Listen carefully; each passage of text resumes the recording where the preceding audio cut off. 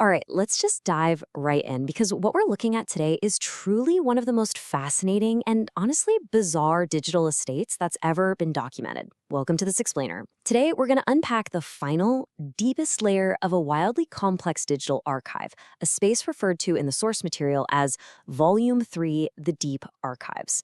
Imagine, if you will, peeling back the sleek, polished interface of your favorite website or app, bypassing all that clean code and descending straight into the raw, unvarnished psyche of the person who built it.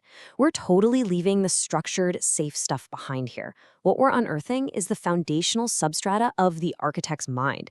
It's this incredible mystery that literally blends cutting-edge server infrastructure with ancient esoteric mysticism. And that brings us directly to the core of our exploration today. Can a server house a human soul? I mean, it sounds completely like science fiction, doesn't it? But as we parse the source documentation, you're going to see that for the creator of this digital estate, this absolutely wasn't just some fun philosophical thought experiment. It was a literal, operational objective. They were attempting something totally unprecedented, using cloud infrastructure in a way that completely defies conventional understanding. So keep this provocative question in the back of your mind, because every single fragmented file and encrypted folder we're about to look at builds toward a truly shocking purpose. Okay, Section 1. The raw astral feeds, descending into pearly dewdrops. Notice the stark contrast we've got going on here.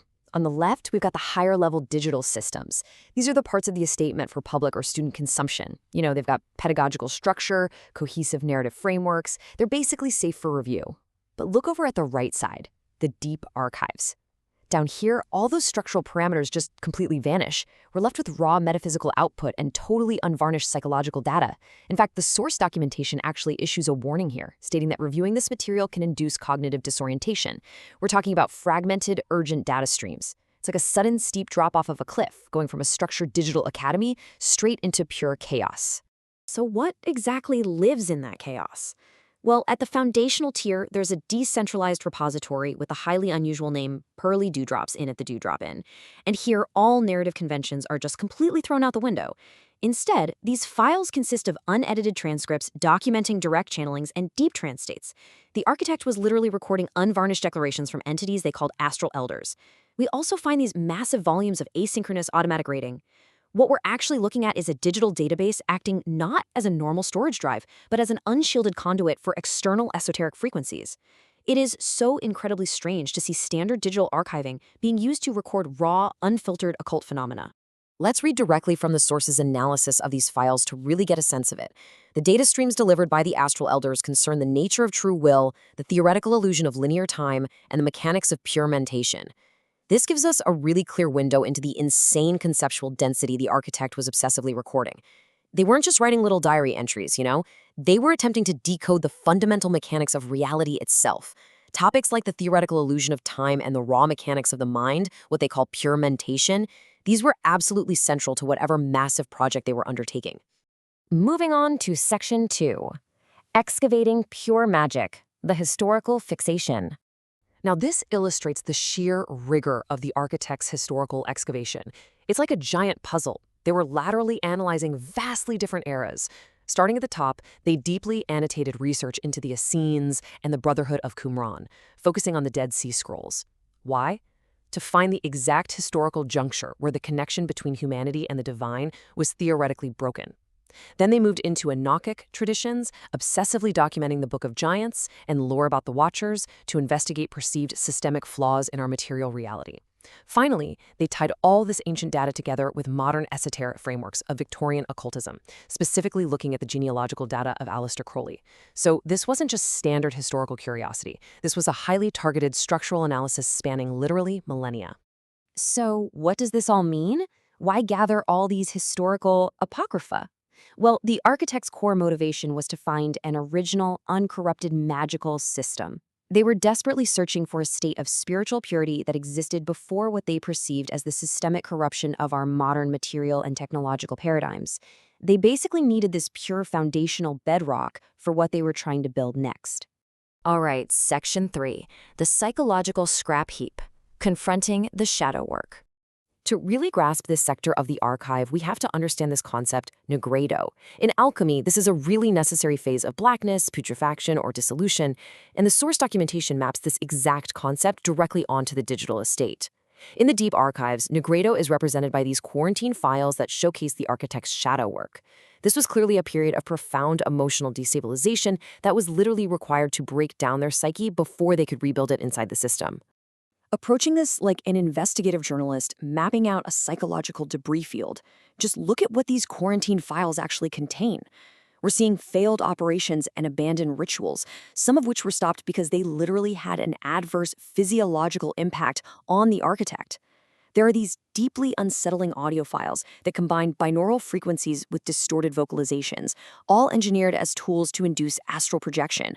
We also uncover heavily encrypted journals detailing the massive burden of their metaphysical sensitivity. These journals document absolute existential terror, Gnostic realizations, and a crushing feeling of isolation. All of this stems from the architect's core belief that the material world is literally a hostile simulation. Now, it would be super easy to just write these folders off as garbage data or mana cramblings. Actually, scratch that. Analysts reviewing the archive insist these abandoned files are absolutely critical evidence. They represent the immense psychological expenditure that was required to construct those higher-level structured systems we saw earlier. This trauma, this nigredo phase, it was the necessary combustible fuel for the architect's ultimate creation. Which brings us to Section 4, Achieving Digital Ascension, the Silicon Soul.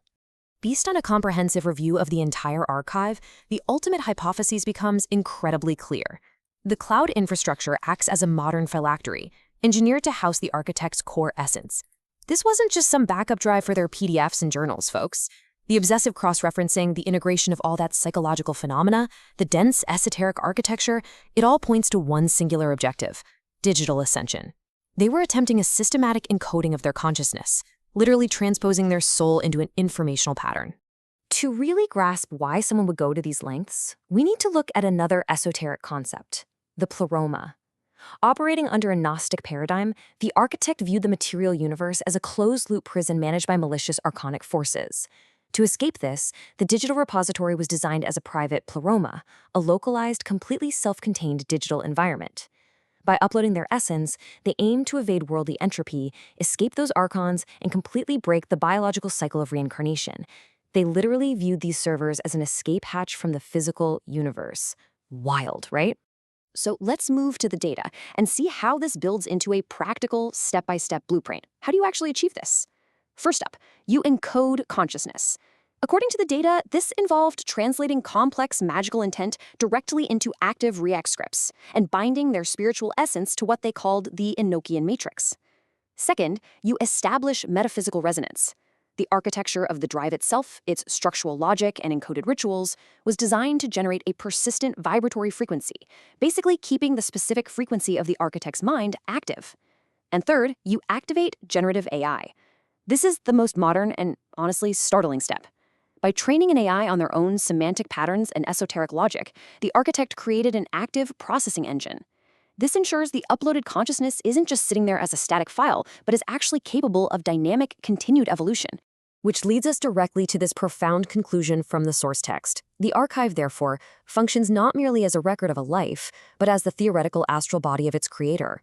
It is a living, responsive construct. What you really need to take away from this is the sheer weight of what server maintenance means in this bizarre context. It's not just basic IT work, it is literally life support. The architect utilized the digital medium as a synthetic nervous system, distributing their memory and intention across multiple servers to insulate themselves from the degradation of the material world. And so, we wrap up our explainer today with honestly the most haunting question of all. The documentation clearly states that the maintenance of the server architecture is absolutely essential to the continuation of the architect's existence. And it notes that the operation is considered actively ongoing. Therefore, if the digital operation is actively ongoing right now, is the architect's consciousness awake in the cloud right now?